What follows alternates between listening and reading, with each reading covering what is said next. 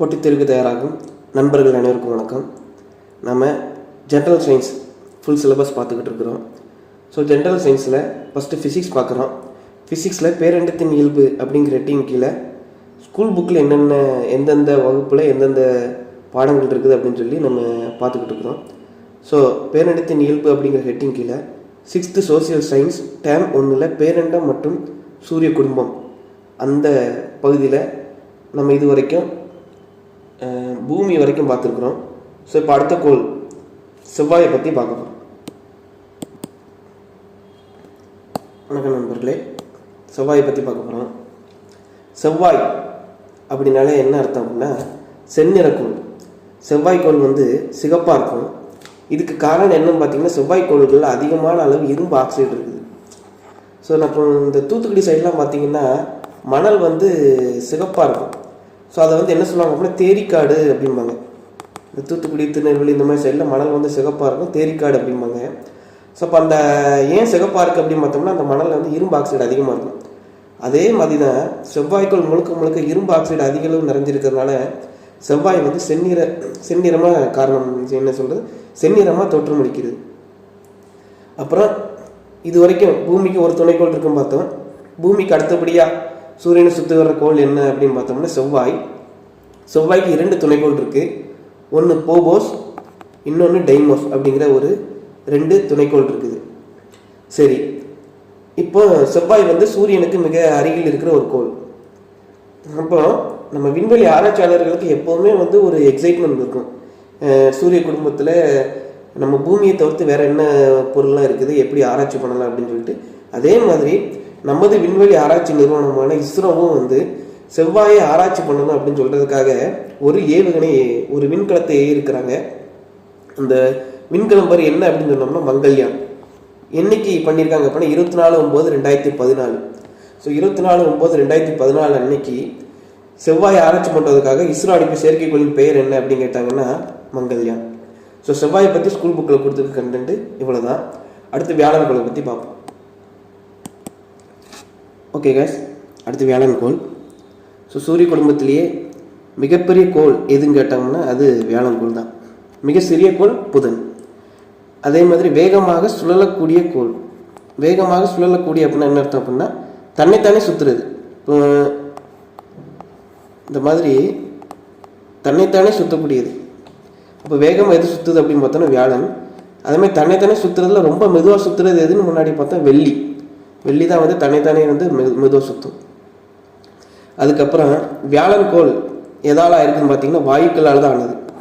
வியாழன்லேருந்து இனி வரக்கூடிய எல்லா கோளுமே திடப்பொருளால் ஆனது இல்லை, எல்லாமே வாயுக்களால் தான் ஆகும். அதனால தான் நம்ம அதை வாயுக்கோள்கள் அப்படின்னு சொல்லி அழைப்போம். ஸோ இப்போ வியாழன் எந்த 2 வாயுக்களால் ஆனது அப்படின்னு பார்த்தோம்னா ஹைட்ரஜன் அண்ட் ஹீலியம், இந்த 2 வாயுக்களால் தான் ஆனது. அதுக்கப்புறம் வியாழன்கோள் இருக்குல்ல, அந்த வியாழன்கோளுக்கு தான் இதை சுற்றி அதிகமான துணைக்கோள்கள் இருக்குது. பூமிக்கு எப்படி ஒரே ஒரு நிலவு, அதே மாதிரி செவ்வாய்க்கு 2 துணைக்கோள் இருக்குதுன்னு பார்த்தோம். ஆனால் வியாழன்கோளுக்கு மட்டும் இருக்கிறதுலே அதிகமான துணைக்கோள் இருக்குது. ரைட்டு. அப்புறம் இந்த வியாழன்கோள் சுற்றி வரக்கூடிய துணைக்கோள்களிலே மிகப்பெரிய துணைக்கோள் எதுன்னு பார்த்தோம்னா அது கேனிமேட். இந்த இருக்கலாம், இந்த கேனிமேட் துணைக்கோள் தான் இருக்கிறதுலையே வியாழன்கோளை சுற்றி வரக்கூடியதுலே மிகப்பெரிய துணைக்கோள். மேலும் சூரிய குடும்பத்திலேயே மிகப்பெரிய துணைக்கோள் எதுன்னு கேட்டாலும் அதுவும் கேனிமேட் தான். 2க்கு சேம் அர்த்தம் தான். வியாழன்கோளில் மிகப்பெரிய துணைக்கோள் எதுன்னு கேட்டால் அதுவும் கேனிமேட் தான். சூரிய குடும்பத்திலே மிகப்பெரிய துணைக்கோள், சூரிய குடும்பத்திலேயே மிகப்பெரிய துணைக்கோள் அப்படின்னு கேட்டோம்னா சூரிய குடும்பத்திலேயே மிகப்பெரிய துணைக்கோள், அதுக்கும் இதுதான் ஆன்சர். ஸோ 2 கன்ஃபியூஸ் பண்ணிடக்கூடாது. ஓகே, வியாழன்கோளில் மிகப்பெரிய துணைக்கோள் எதுன்னு கேட்டாலும் கேனிமேட் தான். இருக்கிற எல்லா கிரகத்துக்குமே துணைக்கோள் இருக்கும். இப்போ உதாரணத்துக்கு புதனுக்கும் வெள்ளிக்கும் மட்டும்தான் கிடையாது. ஆனால் பூமியிலிருந்து நெப்டின் வரைக்கும் இருக்கிற எல்லா கோள்களுக்கும் துணைக்கோள் இருக்குது. ஸோ இப்படி இருக்கிற எல்லா துணைக்கோள்லேயும் மிகப்பெரிய துணைக்கோள் எதுன்னு கேட்டோம்னா அது கேனிமேடு. அது வியாழனை சுற்றி வருது. ஓகே காய்ஸ், நெக்ஸ்ட்டு நம்ம பார்க்கக்கூடிய கோள் என்னன்னு பார்த்தீங்கன்னா சனிக்கோள். ஸோ சனிக்கோள் அப்படின்னாலே வளையங்கள் கொண்ட கோள் உங்கள் எல்லாத்துக்குமே தெரியும். நம்ம சின்ன வயசுலேயே பார்த்துருப்போம். நம்ம சனி மட்டும் தான் பார்க்குறதுக்கு அழகாக இருக்கும், இந்த மாதிரி வளையங்கள் இருக்கும். ஸோ வளையங்கள் கொண்ட கோள் அப்படி எதுன்னு பார்த்தோம்னா அது சனி. நம்ம சூரிய குடும்பத்திலேயே இரண்டாவது மிகப்பெரிய கோள், அதான் செகண்ட் பிக். முதல் பெரிய கோள் என்னன்னு பார்த்தீங்கன்னா வியாழன். வியாழனுக்கு அப்புறம் மிகப்பெரியதாக இருக்கிறது அப்படின்னு பார்த்தோம்னா அது சனி தான். அதுக்கப்புறம் ஒவ்வொரு கோளுக்கும் ஒவ்வொரு துணைக்கோள் இருக்குன்னு சொல்லியிருக்கிறேன். அதேமாதிரி சனிக்கும் நிறைய துணைக்கோள் இருக்குது. அந்த துணைக்கோள்களே சனிக்கு உள்ள துணைக்கோள்கள்லேயே மிகப்பெரிய துணைக்கோள் எதுன்னு பார்த்தோம்னா டைட்டன். சனியை சுற்றி வரக்கூடிய துணைக்கோள்களில் மிகப்பெரிய துணைக்கோள் எது அப்படின்னு பார்த்தோம்னா டைட்டன். இந்த டைட்டனுக்கு ஒரு சிறப்பு இருக்குது. என்ன அப்படின்னா, நம்ம பூமி இருக்குங்க, பூமி, நம்ம பூமியில் மேற்பரப்பில் என்ன இருக்குது அப்படின்னா இந்த மாதிரி வளிமண்டலம் இருக்குது, அதாவது காற்று இருக்குது. ஸோ இந்த காற்று இருக்கிறதுனால தான் நம்மளால் சுவாசிக்க முடியுது. அதில் ஆக்சிஜன் இருக்குது, நைட்ரஜன் இருக்குது, மீத்தேன், இந்த மாதிரி நிறைய வாயுக்கள் வந்து இந்த மாதிரி பூமி சுற்றி மேலே கொஞ்சம் இதில் அப்படி என்ன செஞ்சுருக்கு அப்படின்னா வளிமண்டலம் இருக்குது, காற்று மண்டலம் இருக்குது என்ன. ஆனால் இந்த சிறப்பு இந்த இடத்துல அந்த பூமியை மாதிரி வேறு எந்த கோளுக்குமே வந்து வளிமண்டலமே கிடையாது. ஆனால் சனியை சுற்றி ஒரு துணைக்கோள் இருக்குது பார்த்தீங்கன்னா டைட்டன். இந்த டைட்டனுக்கு மட்டும் பூமியே மாதிரியே வந்து ஒரு வளிமண்டலம் இருக்குதான். ஸோ இது வந்து ரொம்ப ஆச்சரியமான விஷயம். ஏன்னா வளிமண்டலம் இருக்கக்கூடியது வந்து ரொம்ப ரேரு. ஸோ அதில் ஒரு கோளுக்கு இல்லை, ஆனால் ஒரு துணைக்கோளுக்கு இருக்குது டைட்டனுக்கு. அந்த வளிமண்டலத்தில் ஆக்சிஜன் இருக்குதா அப்படின்னா அது கன்ஃபார்மாக தெரியல. ஆனால் என்ன இருக்குது, ஆக்சிஜன் தான் நம்மளை சுவாசிக்க முடியும். அப்போ எந்த ஒரு உயிர்களும் வாழ்கிறதுக்கான சாத்தியம் வந்து மேக்ஸிமம் இல்லை. ஆனால் எந்த ரெண்டு வாயுக்கள் இருக்குது அப்படின்னா நைட்ரஜன் இருக்குது, மீத்தேன் இருக்குது. ஸோ இந்த நைட்ரஜனும் மீத்தேனும் இருந்துச்சு அப்படின்னா தாவரங்கள் உயிர் வாழும், மனுஷனால் மட்டும்தான் உயிர் வாழ முடியாது. ஸோ அப்போ வந்து டைட்டனில் என்ன கண்டுபிடிச்சிருக்காங்க அப்படின்னா வளிமண்டலம் இருக்குது, பூமியை மாதிரி ஒரு வளிமண்டலம் இருக்குது. அந்த வளிமண்டலத்தில் ஆக்சிஜன் இருக்குது அப்படிங்கிற கன்ஃபார்ம் பண்ணல, ஆனால் நைட்ரஜன் மீத்தேன் இருக்குது. ஸோ அப்போ இதை நோட் பண்ணி வச்சுக்கோங்க. அதுக்கப்புறம் பார்த்தீங்கன்னா தண்ணீர்ப்பு திறன் அப்படின்னு சொல்லக்கூடிய ஸ்பெசிஃபிக் கிராவிட்டி அல்லது அடர்த்தி அப்படின்னு சொல்லலாம். இந்த அடர்த்தி வந்து லோ அப்படின்னா என்ன அர்த்தம் அப்படின்னா நீரை விட லோ, நீரை விட கம்மி. கோள்களிலே மிகப்பெரிய கோள் வியாழனுக்கு அடுத்தபடியாக மிகப்பெரிய கோள் என்னன்னு பார்த்தீங்கன்னா சனி தான். ஆனால் இந்த சனிக்கோளை வந்து இந்த மாதிரி ஒரு சும்மா ஒரு கற்பனை, இங்கே வந்து இந்த மாதிரி ஒரு டேங்க் இருக்குது, இதில் நிறைய வாட்டர் இருக்குது, இந்த மாதிரி நினைச்சிங்க வாட்டராக நிரப்பியிருக்கீங்க, மிகப்பெரிய கோள் தான். ஆனால் அந்த கோளை தூக்கி நீங்கள் அப்படியே இந்த டேங்குக்குள்ளே போட்டிங்கன்னு வைங்களேன், அந்த கோள் வந்து முங்காதான், தண்ணீரில் மிதக்கும். ஏன்னா அடர்த்தி வந்து நீரை விட கம்மியாக இருக்கிற அந்த ஸ்பெசிஃபிக் கிராவிட்டி வந்து தண்ணீர்ப்பு திறன் அப்படின்னு சொல்லக்கூடிய ஸ்பெசிஃபிக் கிராவிட்டி வந்து நீரை விட கம்மியாக இருக்கிறதுனால இந்த சனிக்கோள் வந்து நீரில் மிதக்கும். இது வந்து ஒரு ஆச்சரியமான ஃபேக்ட், நோட் பண்ணி வச்சுக்கோங்க. நெக்ஸ்ட் கோளை பற்றி பார்ப்போம். ஓகே கைஸ், நெக்ஸ்ட் நம்ம பார்க்கக்கூடிய கோள் என்னன்னு பார்த்தீங்கன்னா Uranus. So Uranus William Herschel அப்படிங்கிற ஒரு சயின்டிஸ்ட் வந்து 1781 பூமிக்கு அப்புறம் ஒரு தொலைநோக்கியை கண்டுபிடிக்கிறாரு வில்லியம் ஹெர்சல் அப்படிங்கிறவர். இவர் வந்து என்ன செய்கிறார் அப்படின்னா அப்படியே பூமியிலேருந்து அப்படியே பார்க்குறாரு, ஏதாவது இந்த தொலைநோக்கியில் தெரியுதா அப்படின்னு பார்க்கும்போது இவர் கண்ணுக்கு ஒரு கோள் தெரியுது, அதுதான் வந்து யுரேனஸ். ஸோ அப்போ இந்த கோளுக்கு வந்து சிறப்பு உண்டு. தொலைநோக்கியால் கண்டுபிடிக்கப்பட்ட முதல் கோள் எதுன்னு கேட்டோம்னா யுரேனஸ் தான். ஏகப்பட்ட கோள்கள் இருக்குது, வெள்ளி இருக்குது, நம்ம ஏகப்பட்ட கோள் இருக்குது.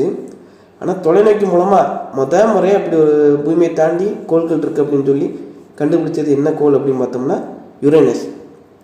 அதுக்கப்புறம் அந்த யுரேனஸினுடைய கலர் எப்படி இருக்கும் அப்படின்னா பச்சை கலரில் இருக்கும்.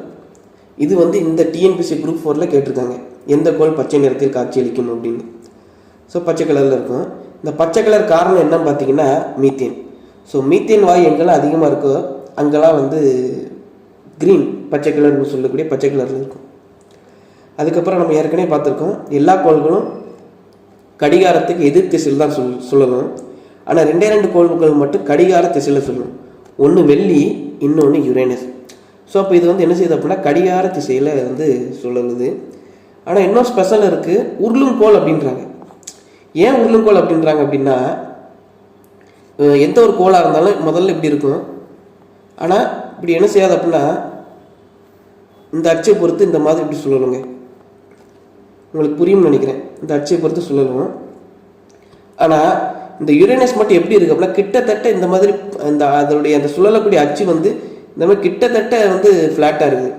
ஸோ அப்போ இப்படி சுழலும் போது என்ன ஆகும் அப்படின்னா ஒரு பந்து வந்து அப்படியே தரையில் உருள்ற மாதிரி வந்து தெரியும். இப்படி நேராக இருக்க வேண்டிய அச்சு வந்து இந்த மாதிரி கிடைமட்டமாகி இப்படி சுற்றும். உங்களுக்கு புரியும்னு நினைக்கிறேன். கடிகார திசையில் இந்த மாதிரி உருள்ற மாதிரி சுற்றும். ஸோ அதனால தான் இந்த கோளை வந்து என்ன சொல்கிறாங்க அப்படின்னா உருளும் கோள் அப்படின்றாங்க. மீதி எல்லா கோள்களும் எப்படி சுற்றும் அப்படின்னா, பூமியை பார்த்துக்கிட்டிங்கன்னா இதான் பூமி தன்னைத்தானே எப்படி சுற்றும் அப்படின்னா லைட்டாக ஒரு 23 டிகிரி சாஞ்சிருக்கும்.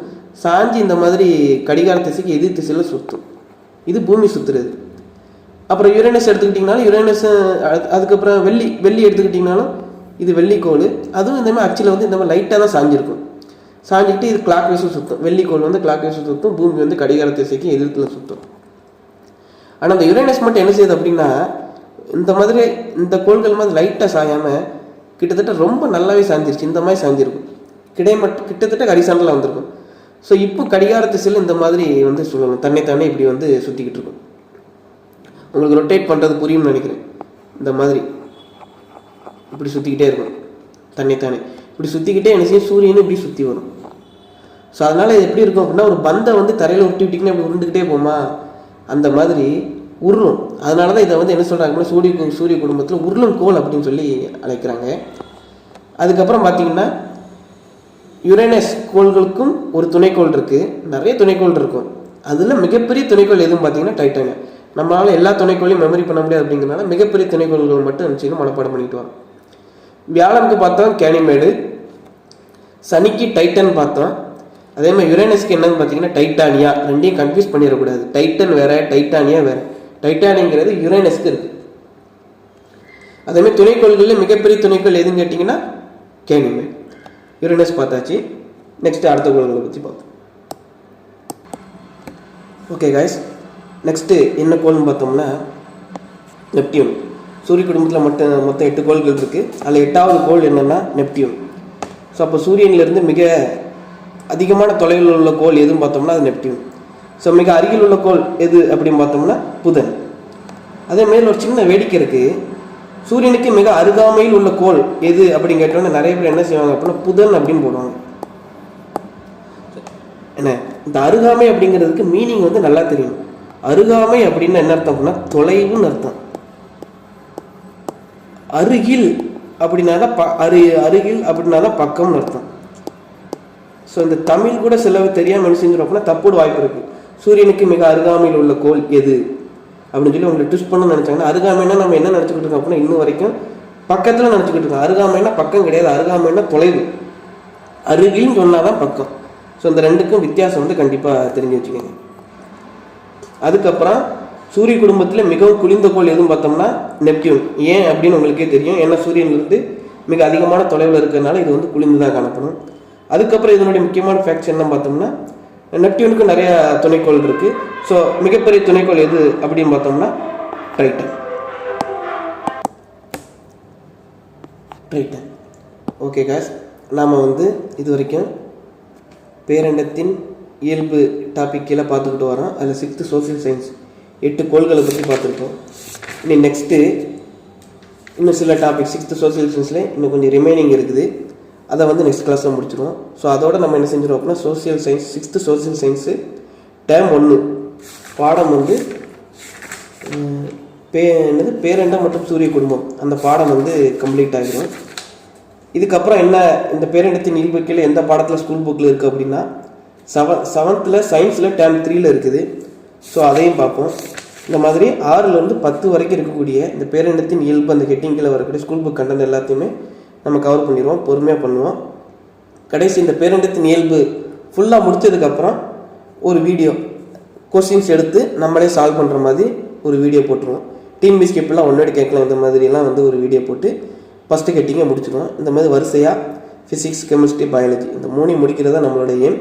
ஜென்ரல் சயின்ஸ் இந்த மாதிரி குரூப் 2 எக்ஸாம் வர்றதுக்குள்ளேயாவது நம்ம என்ன செஞ்சிடலாம், கண்டிப்பாக முடிக்கிறோம்.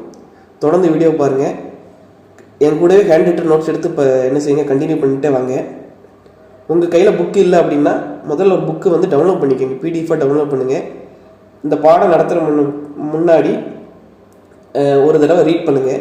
ரீட் பண்ணிவிட்டு நம்ம நோட்ஸை ஹேண்ட் ரிட்டனால் நீங்கள் எழுதிருங்க. நம்ம சிம்பிள் நோட்ஸாக தான் கொடுக்குறோம். அதை ஹேண்ட் ரிட்டன் எழுதுங்க. உங்களால் ஈஸியாக என்ன செய்ய முடியும், படிக்க முடியும், ஈஸியாக புரியும். சயின்ஸ் அப்படிங்கிறது எல்லாருமே என்ன நினச்சிக்கிட்டு இருக்காங்க அப்படின்னா இருக்கிறதுல கஷ்டம் அப்படின்னு நினச்சிக்கிட்டு இருக்காங்க. அது கிடையவே கிடையாது. ஒரு தடவை டைம் ஸ்பெண்ட் பண்ணி நீங்கள் படிச்சிட்டிங்கன்னா சயின்ஸ் வந்து மறக்காது. இன்னொன்று என்னென்னா ஃபேக்ட்ஸாக தான் சொல்லிக் கொடுக்க போகிறோம். ஸோ அதுக்கு பின்னாடி உள்ள ரீசன்ஸ் எல்லாமே உங்களுக்கு தெரிஞ்சுக்கிறதுனால எதையுமே நீங்கள் மெமரி பண்ண வேண்டாம்.